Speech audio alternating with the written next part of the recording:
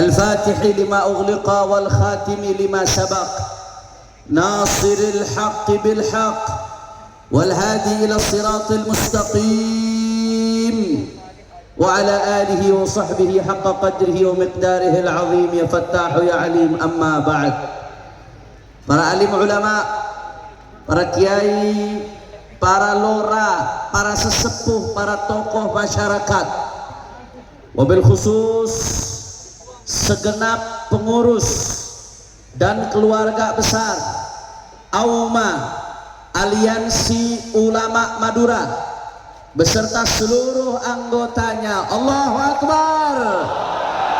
Kita doakan mudah-mudahan AUMA, pengurusnya, seluruh anggotanya selalu disatukan oleh Allah Ta'ala, dimenangkan perjuangannya, dijaga zahir batinnya, amin ya rabbal. Dan mudah-mudahan AUMA bisa jadi salah satu benteng kokoh ahlus sunnah wal jamaah di bumi Madura insyaallah, amin ya rabbal. Dan salam penghormatan yang paling istimewa saya hadiahkan kepada hadirin hadirat, muslimin muslimat, mukminin mukminat yang begitu banyak hadir pada pagi hari ini. Semua angkat tangannya, kita minta sama Allah, mudah-mudahan tidaklah kita keluar dari tempat ini kecuali semua dosa kita diampuni oleh Allah. Yang sakit Allah angkat penyakitnya, Allah sehatkan badannya. Semua yang hadir dilapangkan rezekinya, dikabul hajat-hajatnya, amin ya rabbal alamin. Ahiba'il kiram, pada kesempatan kali ini sambil menunggu imam besar kita untuk datang ke tempat ini, saya diamanatkan oleh beliau untuk menyampaikan beberapa hal, khususnya yang disampaikan oleh baginda Nabi besar Muhammad sallallahu alaihi wasallam yang berkaitan dengan fenomena yang banyak terjadi hari ini, saudara. Di dalam sebuah hadis yang sahih yang diriwayatkan di dalam sahih Muslim, bahwasanya Rasulullah sallallahu alaihi wasallam bersabda, kata Nabi, arba'atun min umuril jahiliyah la yatrukunahunna. Saudara, Nabi sudah mengajak kita, mengeluarkan kita dari kegelapan jahiliyah ke terang benderangnya Islam. Tapi Nabi memberi peringatan, saudara. Kata Nabi, hati-hati, ada arba'atun min umuril jahiliyah, ada 4 perkara merupakan perbuatan kebiasaan jahiliyah. La yatrukunahunna, orang-orang jahiliyah nggak meninggalkan 4 perbuatan tersebut, saudara. Apa 4 perbuatan tersebut? 2 yang ingin saya bahas. Yang pertama, kata Nabi, termasuk perbuatan jahiliyah al-fakhru fil ahsab, hanya modal membangga-banggakan garis keturunan, tapi tidak ada ilmu, amalnya buruk, akhlaknya buruk. Kalau hanya modal membangga-banggakan kakek saya, membangga-banggakan datuk saya, tapi tidak mengikuti jejak mereka, itu termasuk perbuatan jahili. Termasuk siapapun, saudara, tanpa terkecuali, termasuk habib-habibnya. Kalau hanya modal membanggakan kakek saya, nasab saya, termasuk anak kiainya, termasuk anak walinya, siapapun dia, kalau hanya modal membanggakan nasab, modal membanggakan garis keturunan, apalagi sampai merendahkan orang lain, memandang hina orang lain, merasa diri paling mulia, perbuatan jahiliyah. Betul atau tidak? Betul atau tidak? Betul atau tidak? Saudara, nasab mulia itu anugerah dari Allah. Di satu sisi ada tuntutan bagi umat untuk mencintai, saudara. Tapi di sisi lain, bagi si pemilik nasab itu sendiri, saudara, kalau punya nasab mulia tapi nggak dibarengi dengan amal baik, hanya akan memperberat hisab di hadapan Allah.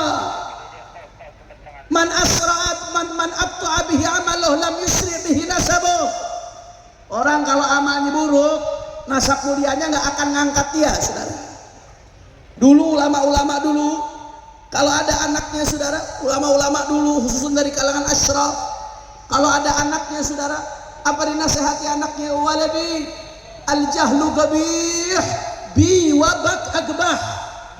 Ya waladi, anakku, kebodohan itu jelek, anakku. Kebodohan itu buruk, anakku. Bi wabak agbah. Tapi kebodohan kalau ada padaku dan padamu yang punya garis keturunan mulia, itu jauh lebih buruk, jauh lebih jelek lagi. Kenapa? Karena datuk-datukmu, silsilah yang ada di atasmu, orang-orang mulia, orang-orang berilmu, kalau kamu jelek, kamu bodoh, kamu jadi titik hitam dalam cahaya mata rantai tersebut, saudara. Maka hati-hati, ikhwan, bapak ibu sekalian, nggak main-main, saudara. Itu tanggung jawab di hadapan Allah Subhanahu wa Ta'ala. Laisal fata man yaqulu kana abi, walakinnal fata man yaqulu ana dha. Pemuda bukan yang hanya bisa membanggakan, ini loh ayahku, ini loh datuku, ini loh kakekku, ini loh, saudara. Itu bukan pemuda, tapi dia tidak berkarya. Tapi yang namanya pemuda, man yaquluha anadha, siapa yang bisa berkarya, itu betul-betul pemuda. Lasna wa in kunna dhu hasabin yauman alal ansabi nattakilu nabni kama kanat awailuna tabni wa naf'alu mithla ma fa'alu. Ulama-ulama dulu yang punya nasab mulia mengatakan, walaupun garis keturunan kami mulia, tapi haram bagi kami untuk bersandar kepada nasab. Kalau kakek-kakek kami rame-rame, saudara, urusan seperti ini, kami tegaskan, nasab mulia kalau tidak dibarengi dengan amal saleh, tidak dibarengi dengan akhlak mulia, tidak dibarengi, saudara, dengan amal yang baik, hanya akan memperberat hisab di hadapan Allah. Dan tafakhur bil ansab, membangga-banggakan nasab, siapapun dia, mau habibnya, mau cucu rajanya, mau anak ulamanya, mau anak kiainya, siapapun dia, membangga-banggakan nasab tanpa jadi motivasi untuk amal saleh, hanya merupakan perbuatan jahili. Na'udzubillah min. Madura, kira-kira sampai sini jelas atau tidak? Paham atau tidak? Pertama. Yang kedua, kata Nabi, saudara, saya pengen ingatkan yang kedua, dan ini untuk siapapun nasihat ini, untuk diri saya sendiri, untuk kalangan habaib, dan untuk kalangan non-habaib, untuk siapapun, saudara, nasihat ini, karena dari Rasulullah SAW datangnya. Apa yang kedua, kata Nabi, yang termasuk perbuatan jahiliyah? At-ta'nu fil ansab, nyerang nasab orang lain, siapapun orangnya, saudara. At-ta'nu fil ansab, nyerang nasab orang lain, termasuk perbuatan jahiliyah. Dalam hadis lain riwayat Sahih Muslim, Rasulullah SAW bersabda, apa kata Nabi? Ithnani fin nasi huma bihim kufrun. Kata Nabi, ada dua perbuatan di tengah-tengah orang, dua perbuatan tersebut merupakan bentuk kekufuran. Apa dua perbuatan tersebut, saudara? Yang pertama, salah satunya kata Nabi Muhammad adalah at-ta'nu fil ansab. Sebelumnya saya jelaskan dulu maksud kufur di sini, kata para syurahul hadis, ay min khisalil kuffar, termasuk perbuatan yang biasa dilakukan orang kafir. Na'udzubillah min, artinya kalau dilakukan oleh muslim, minal kabair, termasuk dosa besar. Apa perbuatan tersebut? Kata Nabi, at-ta'nu fil ansab, nyerang nasab orang lain. Jadi nyerang nasab orang lain itu yang pertama, kata Nabi, termasuk perbuatan jahiliyah. Yang kedua, min khisalil kuffar, termasuk perbuatan kebiasaannya orang kafir. Na'udzubillah min. Habib, emang gimana itu gambaran ta'nu fil ansab yang diharamkan dalam syariat itu seperti apa? Gambarannya kayak gimana? Jangan saya yang jelaskan, biarkan Al-Imam Al-Hafidh Al-Munawi di dalam kitabnya Faidul Qadir Dan dalam kitabnya At-Taisir, beliau yang menjelaskan kama qal binahwi qadhin fi nasabin thabata fi dhahir syara' bi an yaqul fulan laisa min dzurriyyat fulan laisa min dzurriyyat fulan. Kata Al-Imam Al-Hafidz Al-Munawi, yang dimaksud dengan ta'an fil nasab adalah menyerang nasab yang sudah dianggap sah dalam pandangan zahir syariat. Saudara, dalam pandangan zahir syariat, kalau ada sebuah nasab sudah dianggap sah, sudah dianggap tersambung, ulama-ulama mengakui menurut kriteria ilmu nasab nyambung, menurut kriteria fikih syuhrah istifadah nyambung, maka haram untuk dikutak-katik. Saudara, ini bukan saya yang ngomong, ini sabdanya baginda Nabi Muhammad, dan ini penjelasan dari para ulama. Saudara, makanya saya heran belakangan ini, Masya Allah, kok ada orang yang tafakhur, bangga melakukan perbuatan haram. Saya nggak menentukan orang tertentu, siapapun, baik yang nyerang kepada Sa'adah Ba'alawi atau yang nyerang kepada nasab selain mereka. Saudara, kepada siapapun, kok ada orang bangga melakukan perbuatan haram, nyerang nasab yang sudah nyambung dalam pandangan syariat. Contohlah seperti yang dilakukan saat ini, nyerang terhadap nasab Sa'adah Ba'alawi. Saudara, saya bukan mau bela diri, saya bukan membangga-banggakan haram, perbuatan jahiliyah banggakan nasab. Bukan butuh pengakuan itu datangnya dari para ulama. Tapi di sini saya harus bicara, ini kesian kalau ada umat yang jatuh dalam dosa ta'an fi nasab. Saudara, apalagi sampai terjadi pecah belah di tengah umat. Ini harus dicerahkan. Saudara, kalau sekarang ada orang yang ribut-ribut mengatakan itu para habaib nasabnya terputus. Saudara, ini ta'mun fi nasabin sabata fi dhahiri syara'. Nasab para habaib diakui dalam zahirnya syariat. Saya Hanifal Atos orang bodoh, saya santri, saudara, bukan ulama, santrinya ulama. Saudara, saya sendiri mengumpulkan kitab-kitab non Ba'alawi yang mengakui keabsahan nasab Sa'adah Ba'alawi, atau status mereka sebagai Sa'adah, atau status mereka sebagai Ashraf, atau status mereka sebagai Husaini. Saya pribadi mengumpulkan itu nggak kurang dari 140 kitab dari ulama non Ba'alawi. Saudara, terus semuanya bodoh, semuanya nggak ngerti, dan ulama-ulama besar. Di antaranya ada Imam Al-Janadi dalam kitabnya Suluk fi Tabaqatil Muluk, ada Imam Al-Khazraji dalam kitabnya Al-Iqdul Fakhir, ada Imam Husain bin Abdurrahman Al-Ahdal dalam kitabnya Tuhfatuz Zaman. Itu Tuhfatuz Zaman, kata Imam Sakhawi, merupakan kitab yang dijadikan rujukan oleh Imam Ibnu Hajar Al-Asqalani. Saudara, itu di dalam Tuhfatuz Zaman diakui nasab Sa'adah Ba'alawi. Ada kitab Tabaqatul Khawas Ahli Sidqi wal Ikhlas karya Al-Imam Asy-Syardi Az-Zabidi Al-Hanafi.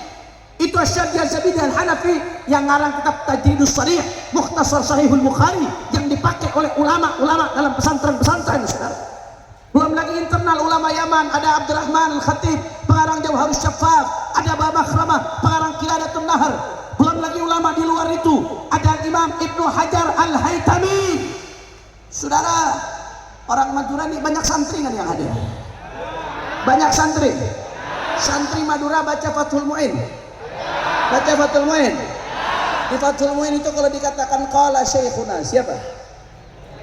Ibnu Hajar. Ibnu Hajar pengarang Tuhfatul Muhtad bi Syarhil Minhaj, pengarang Sunan Al-Imdad bi Syarhil Irsyad.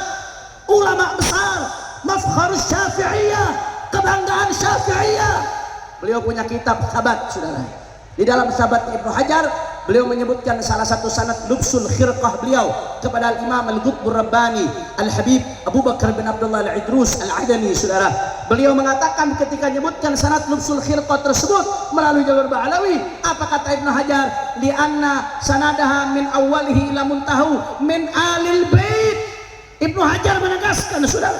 Belum lagi Al-Imam Al-Hafidz As-Sakhawi dalam kitabnya Ad-Daw'ul Lami, belum lagi Ibnu Amir As-San'ani pengarang Subulus Salam dalam salah satu kitabnya mengatakan mereka adalah Ahlul Bait bila raibin aqlan wa syar'an wa 'urfan. Itu perkataan Amir San'ani. Saudara, belum lagi saudara Al-Muhbi dalam kitabnya Khulasatul Athar. Ahlan wa sahlan habibana.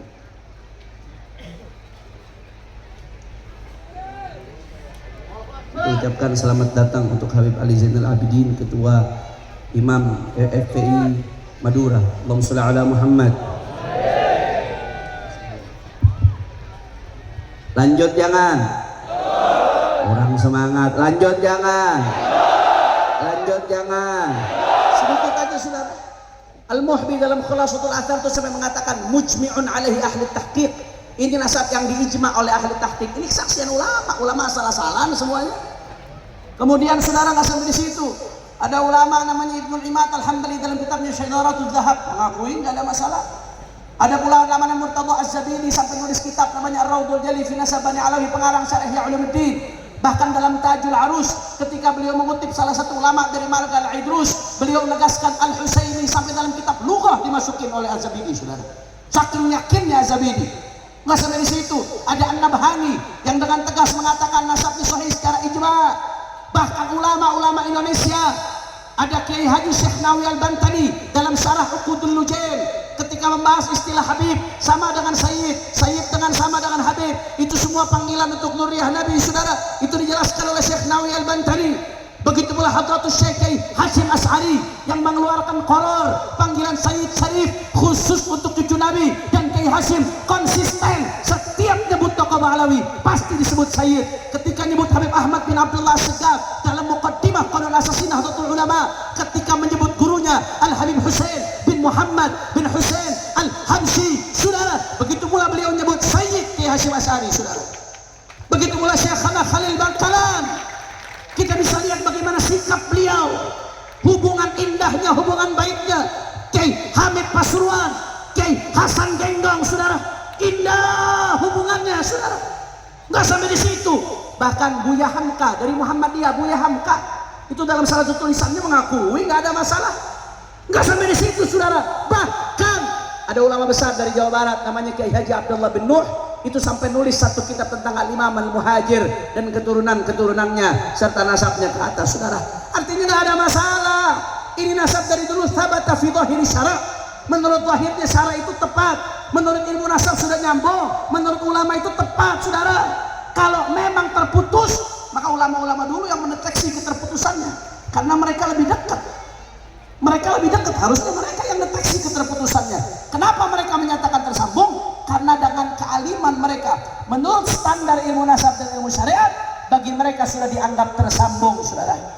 Kalau mereka lihat terputus kemudian mereka diam, maka hukumnya dilaknat. Dilaknat karena bohong atas nama Rasulullah, dan dilaknat karena menisbatkan sesuatu kepada selain bapaknya. Tapi kenapa mereka berani menisbatkan? Karena bagi mereka memenuhi standar syariat. Yang nggak memenuhi standar cuma menurut Imad doang saudara.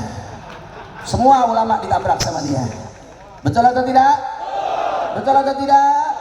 Betul atau tidak? Bahkan terakhir Syekh Ali Jum'ah, Syekh Ali Jum'ah terakhir ketika ditanya, ketika ribut-ribut di Indonesia, ada orang Indonesia yang nanya, apa jawaban beliau? Sabata indana bil ijma' wa la ara ahadan yushakkik fi abn at-tarikh. Di akhir beliau mengatakan hadzal kalam hamala min as-sukhuf wallahu bihi alim. Kata Syekh Ali Jum'ah, itu nasab Alawi thabit bil ijma', enggak ada khilaf. Saya nggak tahu ada satupun ulama yang meragukan, kata beliau saudara. Masya Allah, akhirnya apa yang terjadi ini? Orang mengatakan saya siap debat 3 hari 3 malam dengan siapapun yang ingin mengatakan nasab Alawi tersambung. Akhirnya apa yang dikatakan seperti itu? Saya atas perintah imam besar, saya jawab tantangan tersebut saudara, karena saya nggak mau ribut di tengah umat. Kalau mau adu argumen ketemu langsung, jangan pecah belah umat. Saya jawab tantangan tersebut. Begitu saya jawab, saya datang ke Banten saudara. Saya datang ke Banten, yang mengadakan bukan FPI, yang mengadakan Kesultanan Banten, dzurriyyah daripada Maulana Hasanuddin. Begitu kami datang, orang yang nantang debat 3 hari 3 malam kabur. Kacau tidak? Kacau tidak? Masya Allah, nggak sampai di situ saudara, nggak sampai di situ. Bahkan apa dia katakan, andai kata seluruh ulama sedunia mengatakan nyambung, saya tetap tidak mengatakan tersambung. Masya Allah. Makanya kemarin ada salah satu bus pesantren besar bikin status. Apa isi statusnya? Saya heran zaman sekarang, kok ada santri lebih percaya Roma Irama daripada Syekh Ali Jum'ah saudara. Kok ada santri lebih percaya penyanyi dangdut daripada mufti besar? Itu ada bus bikin status begitu. Kalau santrinya saja begitu, apalagi ustadznya. Ini kemana keilmuan? Saya bingung kok bisa ada orang seperti ini. Ya ulama semua ditabrak sedunia dengan pedenya, dengan yakinnya. Begitu saya cari-cari apa sebabnya, oh pantes Imat jadi begitu. Ternyata bertemannya sama orang yang bisa ngomong sama semut, saudara. Udah gitu cium tangan lagi. Kacau tidak? Apapun, siapapun yang diajak ngomong makoli bahasanya, saudara. Cuman bedanya kalau ngomong sama semut volumenya dikecilin. Wah makali indah rahmatan nafi Allah. Keprok atuh. Masya Allah, kacau tidak? Kacau tidak? Sekali lagi saya tegaskan, saya di sini bukan mau bela diri, nggak ada urusan sama itu, saudara. Saya gampang, yang mau percaya nggak percaya, sabodoteing, bagi saya nggak ada urusan, saudara. Saya cuma bisa doain, yang mau ikut Ibnu Hajar, yang mau ikut Syekhana Khalil, yang mau ikut Kiai Nawawi Al-Bantani, yang mau ikut ulama-ulama besar An-Nabhani, Murtada Az-Zabidi, Abu Yazid Muhammad bin Al-Maliki, yang mau ikut sama mereka, ikut pendapat mereka, mudah-mudahan dikumpulkan sama mereka di akhirat. Yang ikut Imat, Fuad sama Gufron, mudah-mudahan dikumpulkan sama mereka di akhirat. Udah selesai, nggak usah ribut. Betul atau tidak? Mau ngapain ribut urusan begini, saudara? Urusan biar kumpul sama mereka di akhirat. Mau lo kumpul sama Fuad Pleret di akhirat? Udah selesai, saudara. Ini kalau udah nabrak ulama sedunia ditantangin, semua ulama yang bilang dituduh macam-macam. Ini saya jadi ingat perkataan Az-Zufar. Apa perkataan Zufar? Kata Zufar, ma nadhartu ahadan hatta yaqul akhta'tu, walakin nadhartuhu hatta yujada. Kata Az-Zufar, aku kalau debat sama seseorang, aku nggak debat dengan dia sampai dia ngomong aku salah, enggak. Tapi kalau aku debat sama seseorang, aku debat sama dia sampai dia gila, saudara. Ada yang nanya, wahai Zufar, fa kaifa yujad? Bagaimana mungkin dia gila? Kata Zufar, bi an yaqul ma la yaquluhu ahad. Gila itu kalau sudah berpendapat dengan pendapat yang tidak dikatakan oleh ulama manapun, saudara. Jadi orang pendapat Syam yang nabrak semua ulama itu bukan keren, gila, saudara. Jelas atau tidak? Jangan dianggap keren, nabrak semua ulama itu gila, kata ulama, saudara. Maka oleh karena itu hati-hati. Saya pengen ingatkan di sini, saudara. Stop polemik ini, saudara.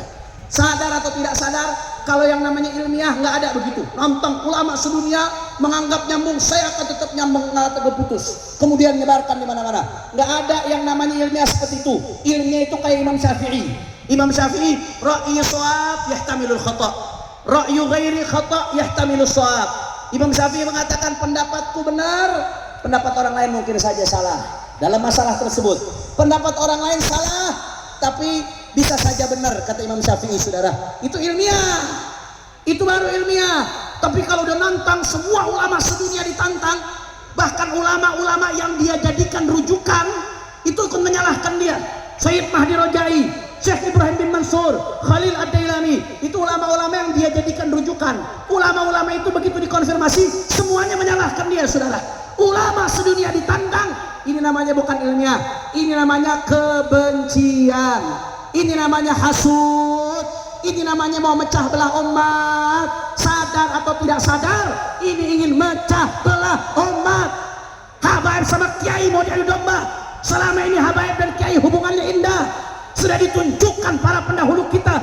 Bahkan sampai terakhir kemarin hubungannya indah. Kalau habaib kiai bersatu, maka umat akan bersatu. Kalau umat bersatu, kemaksiatan akan hilang. LGBT, judi, narkoba, minuman keras akan modal semuanya, saudara. Kalau habaib kiai bersatu, saudara, nggak ada yang bisa ngelakuin umat Islam. Maka bagaimana caranya supaya umat Islam bisa dikalahkan, kemaksiatan bisa melenggang bebas di mana-mana? Adu domba habaib kiai, saudara. Adu domba habaib kiai supaya umatnya berhasil adu domba. Terus dibikin ribut, terus dibikin gontok-gontokan. Supaya apa? Supaya umat pecah belah. Kalau umat sudah pecah belah, umat Islam diacak-acak. Tidak ada yang peduli dengan kemunkaran, tidak ada yang peduli dengan amal ma'ruf, tidak ada yang peduli dengan kemaslahatan bangsa. Hati-hati, saudara. Mereka sadar atau tidak sadar, mereka yakin atau tidak yakin, kalau kita lihat bagaimana buzzer begitu luar biasa di media sosial, saudara. Ini ada dalang yang menggerakkan, saudara. Ini ada dalang yang membenturkan antara habaib dan kiai. Apalagi ada ujaran-ujaran kebencian atas nama rasis, atas nama ras, atas nama suku. Habaib dikatakan imigran di Yaman, Dikatakan saudara benturan antara pribumi dengan habaib. Dari mana seperti ini saudara? Anda tahu itu yang namanya habaib. Saya sendiri, ibu saya itu neneknya orang Betawi asli. Mayoritas habaib di Indonesia saat ini lahir dari rahim perempuan asli Indonesia saudara. Kok mau dibenturkan? Waduh domba, ada apa ini lagi pula? Semenjak kita merdeka saudara, kita sudah komitmen Bhinneka Tunggal Selama engkau di Indonesia, selama kau warga negara, apapun sukumu, dari manapun engkau, apapun bahasamu, bahkan beda agama, sama-sama Indo. Ini ada apa kau jalan kebencian luar biasa seperti ini saudara? Masya Allah. Bahkan yang namanya Pancasila menekankan persatuan Indo. Bahkan kalau kita buka undang-undang, ada undang-undang anti diskriminasi ras saudara. Anti rasis itu ujaran-ujaran kebencian atas nama suku, kalau secara undang-undang harusnya ditangkap saudara, harusnya dipenjara karena menebar ujaran kebencian atas nama suku. Saya heran, kenapa kok bisa didiamkan? Kenapa kok bisa dibiarkan? Ada dalang yang bermain di balik ini saudara, ingin membenturkan antara habaib dan kiai. Oleh karena itu saya serukan dimanapun umat Islam berada, dari Sabang sampai Merauke, kalau ada yang mau coba-coba pecah belah umat dengan politik belah bambu, maka kita lawan dengan politik sambung bambu. Betul? Kalau ada yang mau benturkan umat dengan politik pecah belah, kita lawan dengan politik persatuan. Betul? Kalau ada yang mau ngadu domba umat, khususnya habaib kiai, dengan politik adu domba, kita lawan dengan politik silaturahmi. Setuju? Setuju? Makanya saudara, siapapun yang mau pecah belah umat, kita lawan saudara. Nggak peduli siapapun yang mau pecah belah NKRI, pecah belah Indonesia, pecah belah umat, pecah belah habaib dan kiai, kita lawan. Saya ngomong seperti ini saudara, ini video saya nanti dipotong-potong, saya dicaci maki di media sosial, saya dihina-hina, nggak ada urusan, nggak peduli saudara. Lebih baik saya dihina-hina daripada harus membiarkan perpecahan di tengah umat saudara. Lebih baik saya dicaci maki daripada membiarkan umat larut dalam dosa ton saudara. Lebih baik saya dihina-hina daripada umat sibuk ribut tapi kemaksiatan dibiarkan merajalela. Maka nggak peduli, nggak ada urusan saudara, siapapun mereka, kalau pecah belah umat maka berarti musuh Indonesia, musuh NKRI, musuh kebinekaan, musuh umat Islam. Mudah-mudahan mereka dapat hidayah saudara, mudah-mudahan mereka dapat hidayah, dan mudah-mudahan kita semua dapat hidayah dari Allah Ta'ala. Amin ya Rabbal. Makanya saya mau tanya semua, jawab Madura siap bersatu. Orang kompak Madura siap bersatu. Angkat tangannya Madura siap bersatu. Siap rapatkan barisan. Kalau ada yang mau ngadu domba habaib dan kiai, diamkan atau lawan. Kalau ada yang mau ngadu domba umat, diamkan atau lawan. Kalau ada yang mau ngadu domba ulama dengan habaib, diamkan atau lawan. Siap bersatu, siap jaga NKRI, siap jaga Indonesia, siap jaga Madura. Allahu Akbar, Allahu Akbar, Allahu Akbar. Sama-sama kalau saya katakan bila Islam bersatu, semua jawab. Tak bisa dikalahkan bila Islam bersatu. Kurang keras nih, jangan-jangan yang nggak jawab pengikut Mama Kufron. Bila Islam bersatu, bila Islam bersatu, bila Islam bersatu, semuanya umat Islam bersatu, umat Islam, umat Islam, umat Islam, umat Islam, habaib dan kiai, ormas Islam, umat Islam.